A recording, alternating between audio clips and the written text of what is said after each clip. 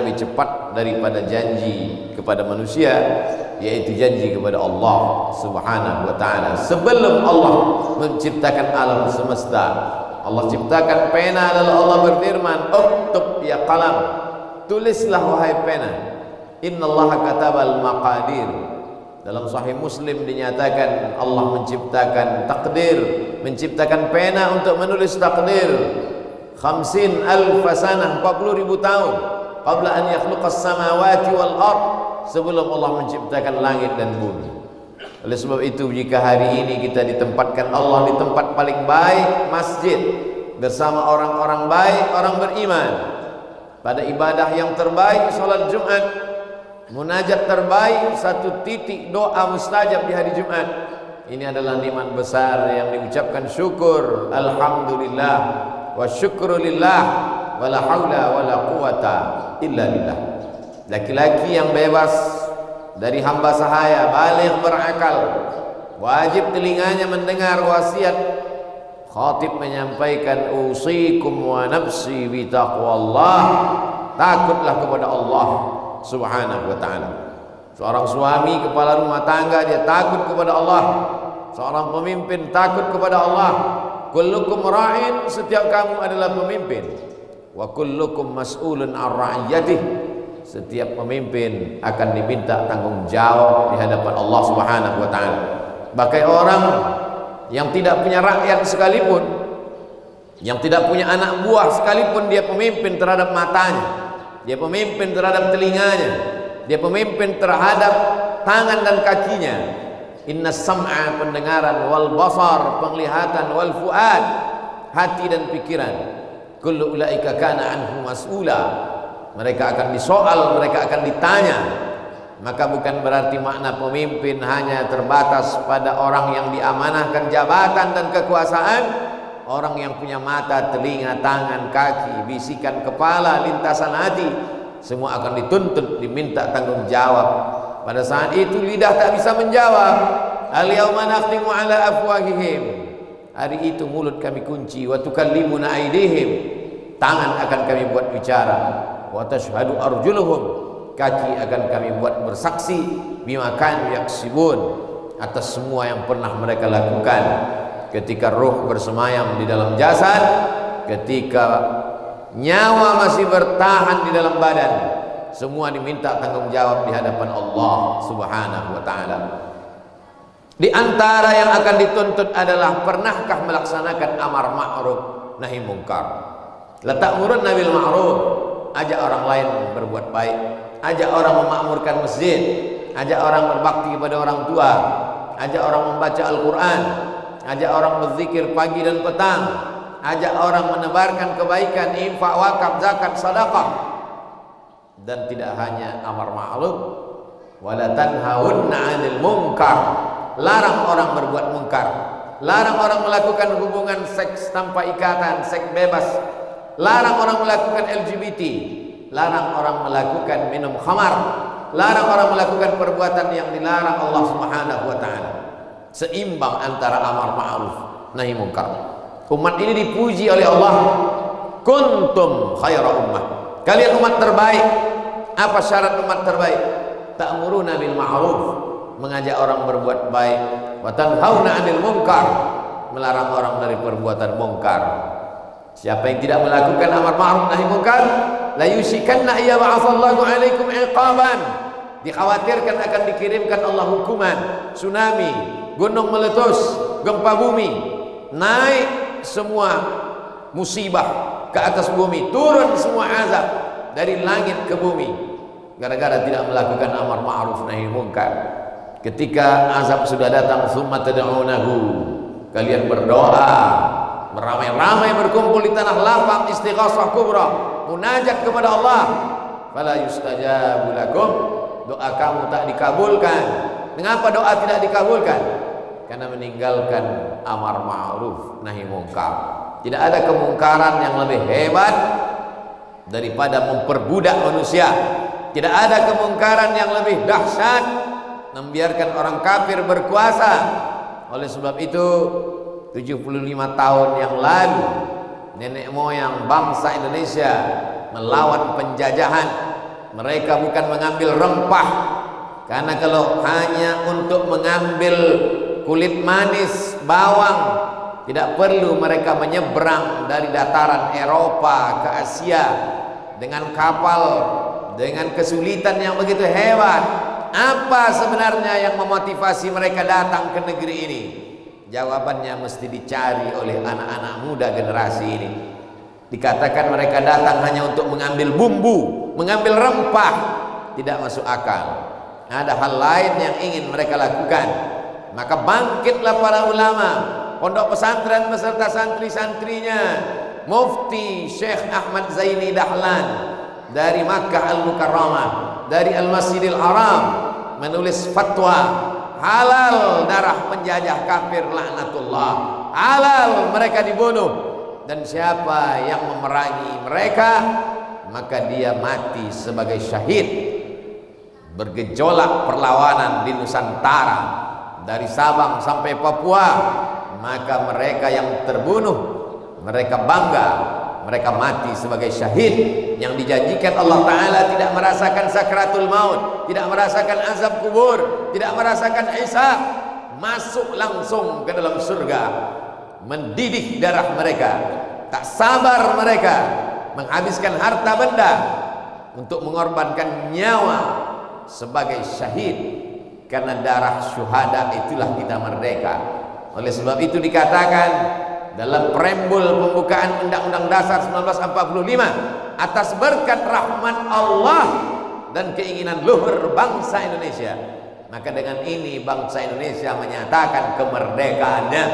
Kita merdeka bukan karena bambu runcing, kita merdeka bukan karena tank dan senapan, kita merdeka atas rahmat Allah yang dijemput dengan darah syuhada, rahmat Allah yang dijemput dengan pengorbanan. Maka dipilihlah hari paling mulia, hari Jumat, bulan paling mulia, bulan Ramadan, tanggal yang sesuai dengan jumlah rakaat salat orang muslim beriman kepada Allah, 17 Agustus 1945. Bukan tanggal biasa, bukan hari biasa, tanggalnya adalah tanggal jumlah rakaat muslim bersimpuh sujud di hadapan Allah. Harinya 17 Agustus 1945 itu hari Jumat. Bulannya satu-satunya bulan yang disebut dalam Al-Quran, Syahrul Ramadan alladzi unzila fihi Al-Quran. Generasi ini jangan pernah melupakan. Oleh sebab itu 17 Agustus adalah hari perlawanan, hari syahid, hari dipersaksikannya nyawa orang beriman di hadapan Allah Subhanahu wa ta'ala. Jangan sampai generasi bangsa ini melupakan, menganggap ini remeh-temeh. Hari ini orang membenturkan, siapa yang berteriak Allahu Akbar berarti anti kebangsaan, siapa yang berteriak Allahu Akbar berarti anti kebinekaan. Mereka dulu yang berteriak Allahu Akbar lah yang paling cinta bangsa Indonesia. Mereka dulu yang berteriak Allahu Akbar lah yang paling menghormati kebinekaan. Mengapa hari ini dibenturkan antara kebinekaan dengan teriakan Allahu Akbar? Oleh sebab itu sejarah mesti diluruskan, jangan mau dibenturkan, jangan mau diadu domba, karena perbuatan adu domba hanya perbuatan Belanda dan setan. Oleh sebab itu hari ini bangsa ini sedang memuliakan para syuhadanya. Mereka memejamkan mata, mengirimkan Al-Fatihah, man ahsana ilaikum, siapa yang berbuat baik kepada kamu fakafi'uhu, balas.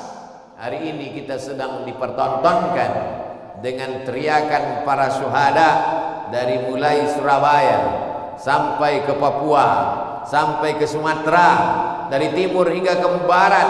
Mereka adalah orang-orang yang berani mengorbankan nyawanya karena keluarnya fatwa ulama. Ulama yang memfatwakan berdasarkan Quran dan Sunnah bahwa siapa yang mati, mati syahid, bahwa siapa yang mati tak merasakan azab kubur. Itulah yang memotivasi mereka untuk berjuang. Mereka berjuang bukan karena emas, mereka berjuang bukan karena atas nama pahlawan. Berapa banyak mereka yang gugur sampai hari ini belum mendapatkan gelar pahlawan dari negara. Bagi mereka tidak penting dalam sebutan manusia. Yang penting bagi mereka adalah dikenang abadi sepanjang zaman karena mereka mendapatkan aliran pahala. Karena bagi mereka tak ada makna amal kalau tidak karena Allah Subhanahu wa ta'ala. Mereka digelar sebagai syuhada. Syuhada bermakna syahid. Syahid dipersaksikan karena jasad mereka dipersaksikan, ruh mereka dibawa oleh malaikat di atas kain kafan yang terbuat dari cahaya.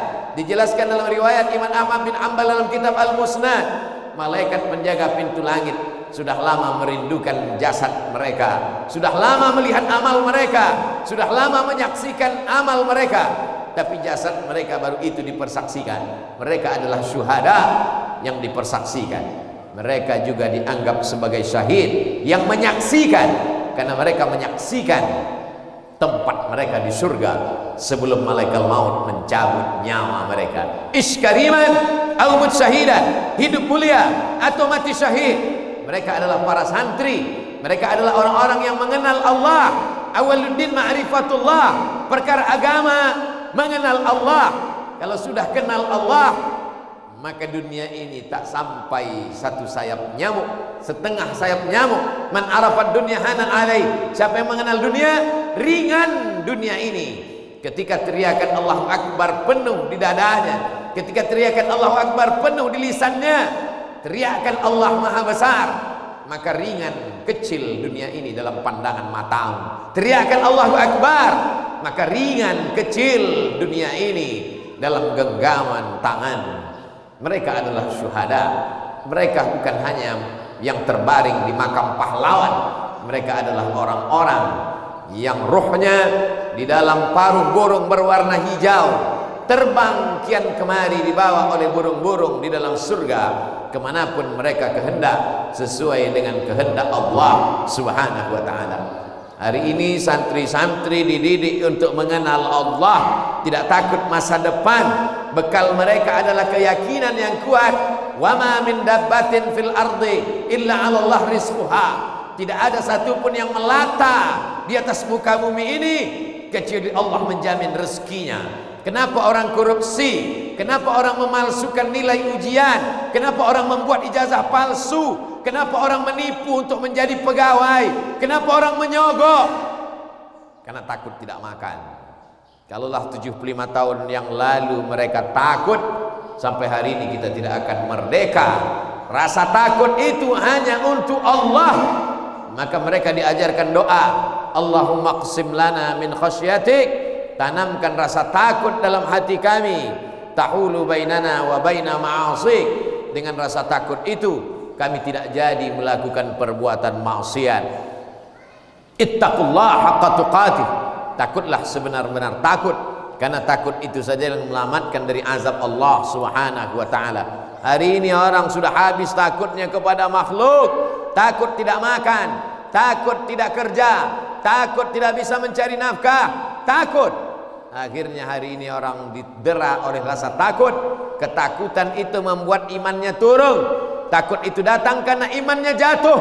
Kalau sudah takut, maka imun menjadi turun disebabkan rasa ketakutan yang luar biasa. Takut kena PHK, takut tidak kerja, takut tidak makan. Ketakutan yang amat sangat mengerikan membuat imun menjadi turun, terserang wabah COVID-19. Oleh sebab itu bangkitkan rasa takut kepada Allah, kuatkan keyakinan ketakwaan kepada Allah, iman meningkat, imun pun naik, segala macam wabah menjadi hilang. Tidak ada yang berkuasa kecuali Allah. Siapa nama dia? Allah. Adakah yang berkuasa selain daripada dia? La ilaha illa huwa. Apakah dia hidup? Al-Hayyu, dia maha hidup. Apakah dia mengatur hidup? Al-Qayyum, dia mengatur hidup. Mengantukkah dia? La ta'khudhuhu sinatun wala naum. Apa punya dia? Apa harta dia? Apa benda dia? Lahu ma fis samawati wa ma fil ardh. Ada yang bisa menolong kalau dia tidak memberi izin? Man dzalladzi yashfa'u 'indahu illa bi'idznih. Tahukah dia ada rasa takut dalam hati kita?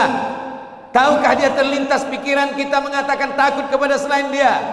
Ya'lamu ma baina aydihim wa ma khalfahum wa la yuhituna bi syai'in min 'ilmihi illa bima syaa'. Berkuasakah dia? Hebatkah dia? Tinggi jabatannya? wala yuhituna bi syai'in min ilmihi illa bima syaa wasi'a kursiyyuhus samawati wal ardh. Beratkah dia menghitung kita? Beratkah dia mengatur kita? Wala yauduhu hifdzuhuma wa huwal aliyyul azim. Kalau kau tinggi, dia maha tinggi. Wa huwal ali. Kalau kau besar, dia maha besar. Al-azim. Tanamkan itu sebelum tidur malam. Dikirim Allah malaikat menjaga. Tanamkan itu di waktu pagi, dijaga Allah sampai siang. Tanamkan itu selesai zuhur, dijaga Allah sampai asar. Tanamkan itu selepas asar, dijaga Allah sampai matahari tenggelam. Tanamkan itu setelah maghrib, dipelihara Allah sampai isya. Baca itu setelah isya, dijaga Allah sampai subuh. Jaga itu di awal hidup, dipelihara